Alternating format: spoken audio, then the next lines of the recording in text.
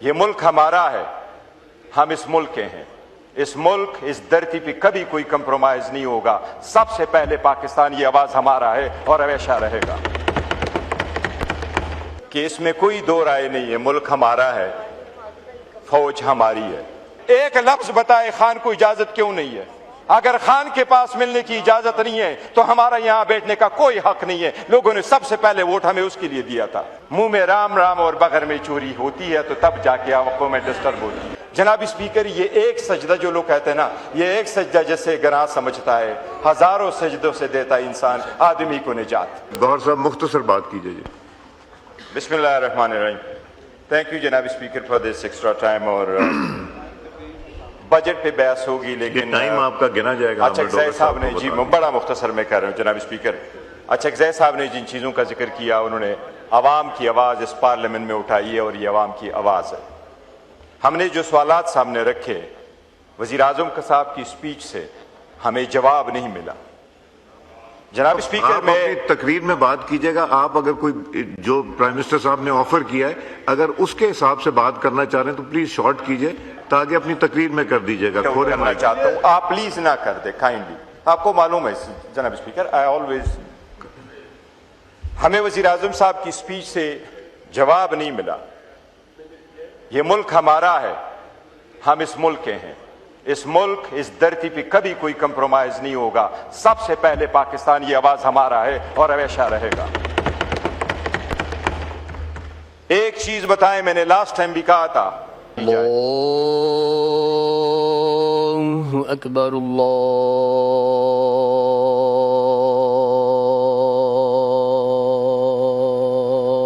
अल्लाहु अकबर, अल्लाहु अकबर,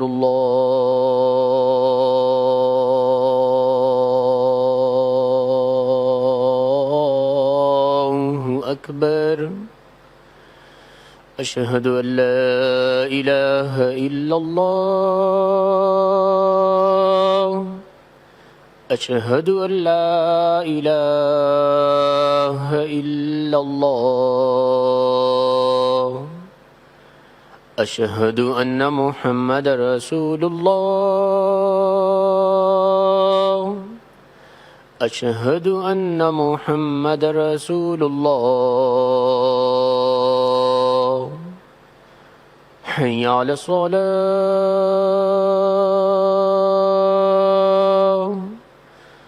हय्या अला सलाह,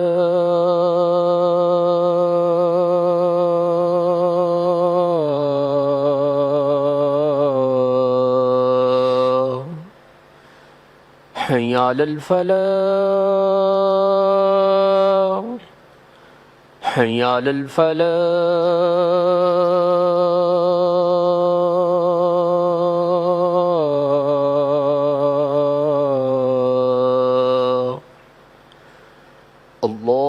अल्लाहु अकबर,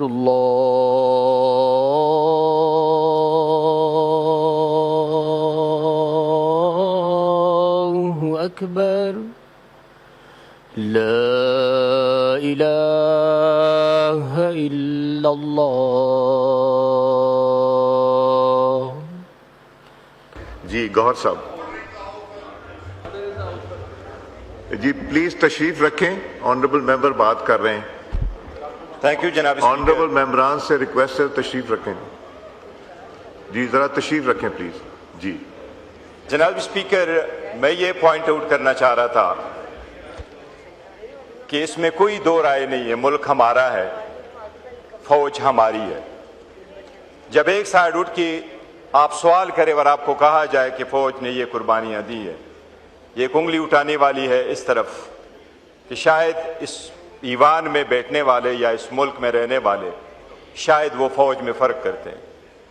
जनाब स्पीकर, इसमें सियासत आड़े आ जाएगी और इंटरनेशनल दुनिया को और हमारे जो सबसे बड़ा आर्च दुश्मन इंडिया है, उनको ये मैसेज जाएगा कि हम में कोई तफावत है। ये आवाज सबकी एक है। मुल्क हमारा है, फौज हमारी है, इसमें कोई दो राय नहीं है। जनाब स्पीकर, हम हमेशा एक हैं। हम सवाल ये कर रहे हैं, मई 2025 में हम इस मुल्क के साथ रहे, रियासत के साथ रहे, पाकिस्तान के साथ रहे, अपने अफवाज पाकिस्तान के साथ शाना बशाना रहे। उमर अयूब खान साहब यहाँ थे, हामिद रजा साहब इधर थे, जरताज गुल इधर थी, राय हैदर इधर थे, राय हसन नवाज इधर थे, अहमद चट्टा साहब इधर से, दस्ती साहब इधर थे। They are all gone in July. हम सिर्फ ये शिकवा जरूर कर रहे हैं, मैंने कल सुबह आपको कहा कि हम किससे शिकवा करें, रियासत से करें, अदालत से करें, इस ईवान से करें। हम तो ये कह रहे थे ईवान का अवाम का मैंडेट हम लेके आए। जनाब स्पीकर, सियासी इस्तेहकाम होगा तो माशी इस्तेहकाम आएगा, माशी और सियासी इस्तेहकाम होंगे तो दिफाई इस्तेहकाम आएगा। जनाब स्पीकर, अगर आप इस बात पे जाएंगे, हम ये कह रहे हैं कि तनाव क्यों बढ़ रहा है, अक्टूबर के बाद तनाव बहुत ज्यादा हो गया। जनाब स्पीकर, एक मकबूल तरीन लीडर को डॉक्टर की इजाजत नहीं है, बच्चों से बात की इजाजत नहीं है, बीवी की बच्चों से मुलाकात नहीं है, बहनों की मुलाकात नहीं है, लीडरशिप की मुलाकात नहीं है। हमने हमेशा आवाज दी पाकिस्तान सबसे पहले, रियासत सबसे पहले, ये ईवान मजबूत, ये आईन मजबूत। लेकिन जो लीडर जिसने हमें यहां भेजा है, जिसने ईवान दिया है, उसको एक्सेस क्यों नहीं है? जवाब दे देना। आज आपको जवाब देना होगा। लास्ट टाइम मैंने वजीर आजम साहब को एक चीज यहां याद करवाई थी, हम इकट्ठे बैठे थे, मैंने उनको कहा हाजी इम्तियाज साहब आज आपके साथ बैठे थे, मैंने कहा सुप्रीम कोर्ट ने आपसे अंडरटेकिंग मांगी कि कोई घर से नहीं उठाया जाएगा। आज भी वो रविश शुरू है। जनाब स्पीकर, अदालतों का ऑर्डर है, एसओपी के मुताबिक है, रूल्स के मुताबिक है। एक लफ्ज बताए खान को इजाजत क्यों नहीं है? अगर खान के पास मिलने की इजाजत नहीं है तो हमारा यहां बैठने का कोई हक नहीं है। लोगों ने सबसे पहले वोट हमें उसके लिए दिया था। जनाब स्पीकर, एक दूसरे को तारीफ क्या करेंगे? आप मेरे और मैं आपका हूं। मुंह में राम राम और बगर में चोरी होती है तो तब जाके आंखों में डिस्टर्ब होती है।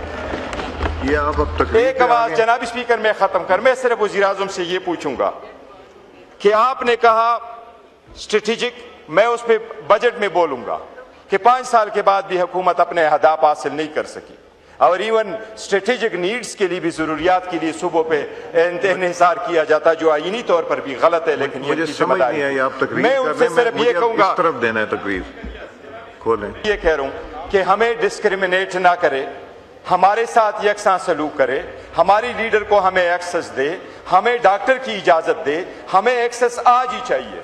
हमने यहां बॉयकॉट का फैसला किया था कि हर रोज प्रोटेस्ट करेंगे, बॉयकॉट करेंगे। वजीर आजम साहब ने लास्ट टाइम ये फरमाया था कि मैं कोशिश करूंगा, पूछ के बताऊंगा, अगर कोई मैसेज आया तो बताए कोई पूछ के आया है कि नहीं आया। ठीक, देखिए जी जनाब स्पीकर, छोटी छोटी चीजें, इसको हम समझते हैं कि ये छोटी चीजें, हमारे लिए ये बहुत अहम है। जनाब स्पीकर, ये पूरा मुल्क इस तशवीश में है कि खान साहब की सेहत का क्या हाल है, उसको एक्सेस क्या हाल है। लोग हमसे पूछ रहे हैं, वो मजीद इन बातों पे नहीं जाता। हम तो ये चाह रहे थे कि एक मिसाकी जमहूरियत हो जाएगा जब हमने इतना बड़ा रोल प्ले किया कि पूरी दुनिया के लिए हम मुज़ाकरात कर सकते हैं। सो आपस में कौम को कैसे डिवाइड करें जब हम हर सूरत में कौम मुल्क के साथ खड़े रहें, लेकिन फिर भी हमें आप दीवार में चुन दे। तो इस दीवार में चुनने से अवाम हमें यह कह रही कि निकल जाओ।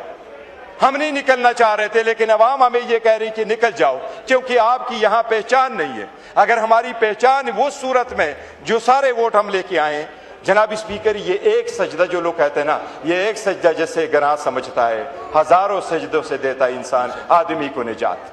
ये एक बात होगी, अवाम के पास ये पैगाम आएगा कि खान की सेहत कैसी है, उनका पैगाम क्या है, तो तनाव खत्म होगा। जनाब स्पीकर, ये सब कुछ तनाव आपने किया, केसेस आपने हमारे नहीं लगाए, कन्विक्शन है आपने हमारी की, डिस्क्वालिफिकेशन है हमारी की। बराए मेहरबानी इस बात का जवाब दे दे, आपके पास क्यों करिए नहीं है। हम वो मिसाक जमहूरियत के लिए चाह रहे थे कि करे जनाब स्पीकर, ये सख्तियां खत्म करे तो मुल्क तरक्की करेगा। शुक्रिया जनाब साहब।